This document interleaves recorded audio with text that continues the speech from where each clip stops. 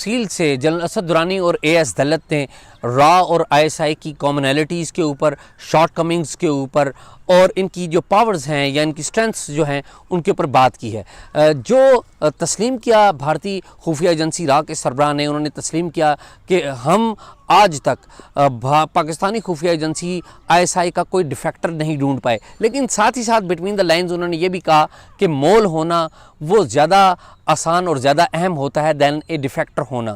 تو پاکستانی جو آئی ایس آئی چیف ہیں، سابق آئی ایس آئی چیف جنرل اسد درانی، انہوں نے اس گفتگو کے دوران بتایا کہ پاکستان کی جو آئی ایس آئی ایجنسی ہے، ایک دفعہ رینکنگز آئی تھی تو ان رینکنگز کے اندر Pakistani I S I agency کو، پاکستانی آئی ایس آئی کو نمبر 1 قرار دیا گیا تھا۔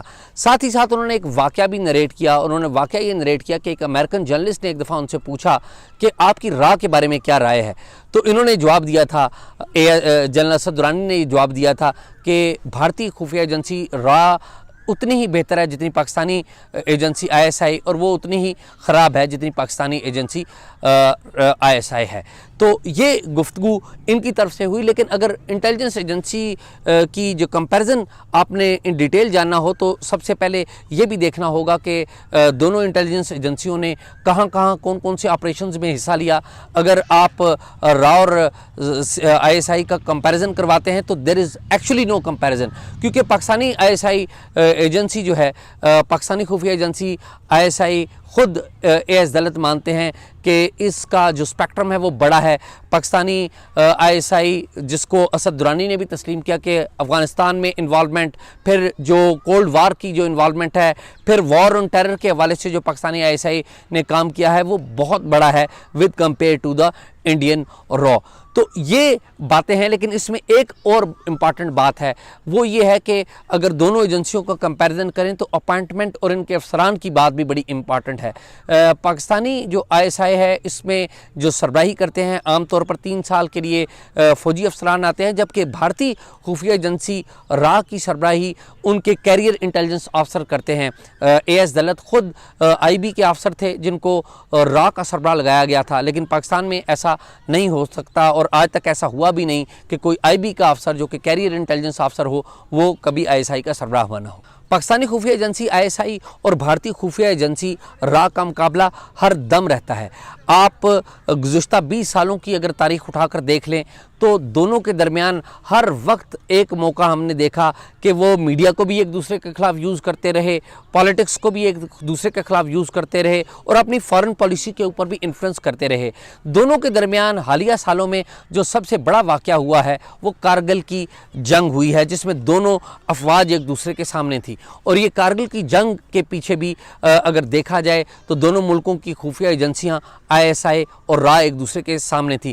کارگل کی جنگ میں کیا ہوا تھا، یہ بات اور اس سارے معاملے پر تفصیل سے بتائیں گی ایمان۔ پاکستان کے سابق انٹیلیجنس چیف اسد درانی اس کتاب میں کہتے ہیں کہ کارگل جنرل مشرف کا آبسیشن تھا۔ 1965 تک پاکستان کو کارگل سیکٹر میں ایڈوانٹیج حاصل تھا، جو کہ 1971 میں انڈیا نے کارگل ہائٹس کیپچر کر کے پاکستان سے وہ ایڈوانٹیج چھین لیا۔ مشرف کا آبسیشن یہ تھا کہ وہ کارگل ہائٹس واپس لینا چاہتے تھے۔ بے نظیر کی سیکنڈ گورنمنٹ میں وہ ڈی جی ایم او تھے، اور اس وقت انہوں نے بے نظیر کو سجیسٹ کیا کہ ہم یہ ہائٹس واپس لے سکتے ہیں، جس پر بے نظیر بھٹو کا جواب تھا کہ بے شک ملیٹریلی آپ یہ ہائٹس واپس لے سکتے ہیں، لیکن پولیٹیکلی شاید یہ سسٹینیبل نہ ہو۔ اس کے بعد جنرل مشرف آرمی چیف بن جاتے ہیں اور ان کا یہ آبسیشن جاری رہتا ہے۔ اسد درانی اس کتاب میں کہتے ہیں کہ شاید مشرف کو یہ اندازہ نہیں تھا کہ کس طرح سے ان کا یہ ایڈونچر بیک فائر کر سکتا ہے، اور شاید ان کی کیلکولیشن بھی غلط ہو گئی۔ ایک تو ان کو یہ اندازہ نہیں ہوا کہ ورلڈ لیول کے اوپر، انٹرنیشنل لیول کے اوپر کیا ری ایکشن آئے گا، اور دوسرا انڈیا اس کو کس طرح سے ری ایکٹ کرے گا۔ ساتھ ہی میں انہوں نے یہ بھی کہا کہ نواز شریف کو بھی انہوں نے اپنے اس پلان سے آگاہ کیا، اور نواز شریف نے اس پلان کا گو اہیڈ بھی دیا، لیکن نواز شریف کو بھی اندازہ نہیں تھا کہ یہ پلان کس ایکسٹینٹ تک ہوگا، اور نہ ہی شاید مشرف نے ان کو بتایا کہ آخر اس پلان کی ایکسٹینٹ کیا ہے۔ لیکن ساتھ ہی اسد درانی نواز شریف کے اوپر یہ بھی تنقید کرتے ہیں اس کتاب میں کہ نواز شریف کو صدر کلنٹن کے پاس، امریکی پریزیڈنٹ کلنٹن کے پاس पास मदद के लिए नहीं जाना चाहिए था और उनके पास दूसरे ऑप्शंस भी थे। दूसरे ऑप्शन का जिक्र किया कि Indian prime minister Vajpayee election लड़ने जा रहे थे, तो उन्होंने भी नवाज़ शरीफ को फ़ोन करके कहा था कि क्योंकि मेरा ये इलेक्शन का मौका है तो इसलिए पाकिस्तान को थोड़ा सा तहम्मुल का मुज़ाहरा करना चाहिए। तो दुरानी के ख़्याल में पाकिस्तान के पास ये ऑप्शंस थी और वो इनको बहाना बनाकर पीछे हट सकता था, या पाकिस्तान ये भी शो करा सकता था कि हमने जो एक मैसेज अपना स्ट्रेंथ का कन्वे करना था हमने वो कर दिया। असद दुरानी के ख़्याल में पाकिस्तान को क्लिंटन के पास जाने की ज़रूरत नहीं थी। साथ ही में वो ये भी कहते हैं कि शायद नवाज़ शरीफ को ये उम्मीद थी क्लिंटन के पास जाने की कि जब आइंदा पाकिस्तान के या नवाज़ शरीफ की हुकूमत के अपनी मिलिट्री के साथ ताल्लुकात ख़राब होंगे तो शायद सेवियर के तौर पर अमेरिका उनकी मदद के लिए आएगा, लेकिन ऐसा नहीं हुआ। बहरहाल कारगिल एक इम्पॉर्टेंट इवेंट था जो कि अब तक दोहराया जाता है और इसके ऊपर काफ़ी किताबें भी लिखी जा चुकी हैं कि आखिर उस दौरान हुआ क्या। पॉलिटिकल हुकूमत को कितना के पता था कि मुशर्रफ का ये स्टंट या मुशर्रफ का ये एडवेंचर होने जा रहा है। इसके अलावा भी दोनों ममालिक के दरमियान में बहुत सारे फ्लैश पॉइंट्स हैं जिनके बारे में एजाज़ आपको बताएंगे। पाकिस्तान और हिंदुस्तान के दरमियान फ़्लैश पॉइंट्स मुख्तलिफ़ औकात में बदलते रहे हैं। किसी ज़माने में दाऊद इब्राहिम हिंदुस्तान का बड़ा एक फ़्लैश पॉइंट था, अब वो नहीं रहा। अब हाफिज़ सईद वो फ़्लैश पॉइंट के तौर पर आ गए हैं और इस बात का इजहार ख़ुद ए.एस. दलत ने इस किताब में डिस्कशन के दौरान किया। ना सिर्फ हाफिज़ सईद बल्कि पाकिस्तान के ऊपर जो भारत दहशतगर्दी के इल्ज़ामात लगाता है वो भी इस फ्लैश पॉइंट का हिस्सा है। इसमें मुख्तलिफ़ जमातें आती हैं, जैश मोहम्मद आती है, हाफिज़ सईद की जमात लश्कर तैयबा या जो जिसे जमात दावा कहा जाता है वो भी आती है, और दूसरे जो छोटे मोटे इन्हीं बातों से जो लिंक्ड करैक्टर्स और एक्टर्स हैं वो आते हैं। ये भारत की तरफ से पाकिस्तान के फ्लैश पॉइंट्स हैं। पाकिस्तान की तरफ से भारत के जो फ्लैश पॉइंट्स हैं, इम्पॉर्टेंट और बर्निंग पॉइंट्स हैं, वो पाकिस्तान के अंदर भारतीय खुफिया एजेंसी रॉ की इन्वॉल्वमेंट है और इस हवाले से बलूचिस्तान में जो रॉ की इन्वॉल्वमेंट है वो बड़ी अहम है। कुलभूषण सिंह यादव, कुलभूषण जाधव भी उन्हें कहते हैं, कुलभूषण जाधव की गिरफ्तारी ये एक बहुत बड़ा मामला है दोनों मुल्कों के दरमियान।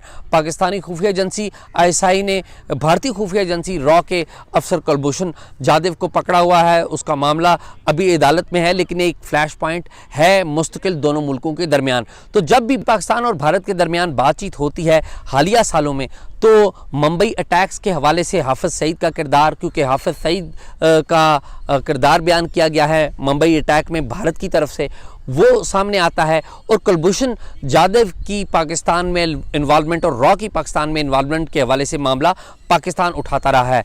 लेकिन दोनों स्पाई एजेंसियां जो या दोनों खुफिया एजेंसियों के दरमियान जो मामलात हैं ओवरऑल लीडर्स तय करते हैं, और लीडर्स ही दोनों मुल्कों को अमन की तरफ रास्ता फ्राहम कर सकते हैं या दोनों मुल्कों को तबाही की तरफ लेके जा सकते हैं। इस हवाले से इस किताब के अंदर किस किस लीडर ने अमन की बात की है, किस किस लीडर ने क्या किरदार अदा किया है, इस बारे में आपको बताएंगी ईमान।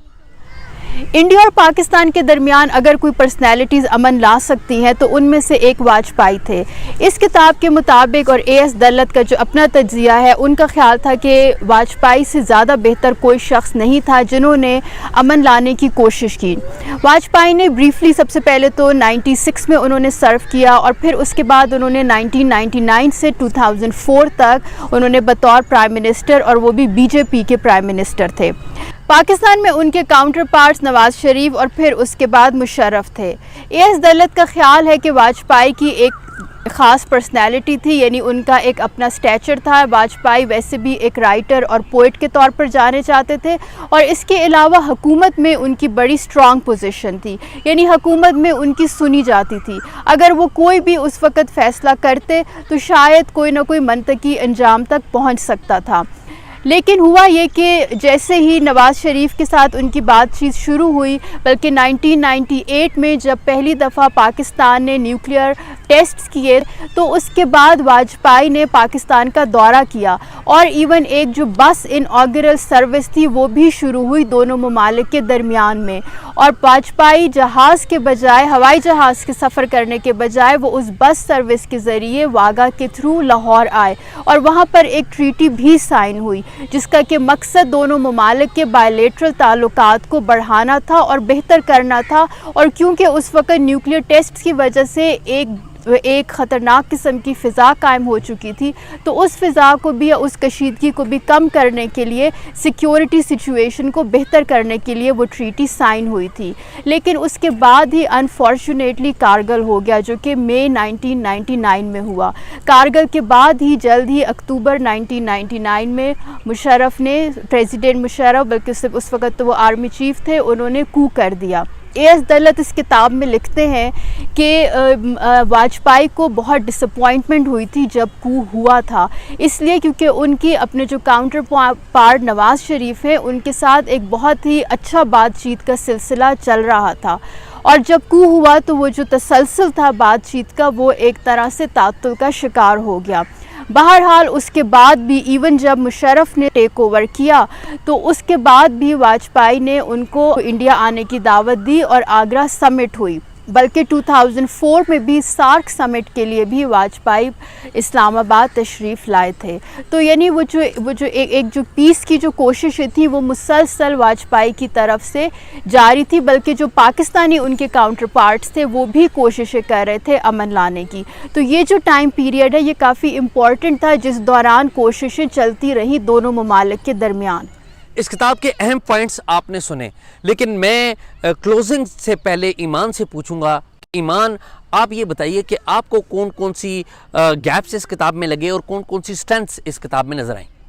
एजाज़, जैसे आपने शुरू में बताया कि ये बुक तो एक्चुअली कॉन्वर्सेशन है टू एक्स चीफ्स के बीच में, इंडिया और पाकिस्तान के, और ज़ाहिर है वो कॉन्वर्सेशन इम्पॉर्टेंट इश्यूज़ के ऊपर है, जो भी पाकिस्तान इंडिया के बीच में मसाइल होते रहे हैं। लेकिन अगर वो थोड़ी सी और कंस्ट्रक्टिव होती, क्योंकि उसमें बहुत सी इंफॉर्मेशन उसमें मिसिंग है, और दूसरा ये कि उनका ये एक अपना पर्सनल पर्सपेक्टिव है, तो अगर वो उसको कुछ ज़्यादा इवेंट्स के साथ कोरॉबरेट करते, थोड़ी सी ज़्यादा इंफॉर्मेशन देते, तो ये रिसर्च स्टूडेंट्स के लिए भी एक अच्छी बुक हो सकती है। अगर कॉन्वर्सेशन इससे ज़्यादा कंस्ट्रक्टिव होती और बेहतर तरीके से मॉडरेट हुई होती, तो मेरे ख़्याल में इस सिटिंग का काफ़ी फ़ायदा उठाया जा सकता था।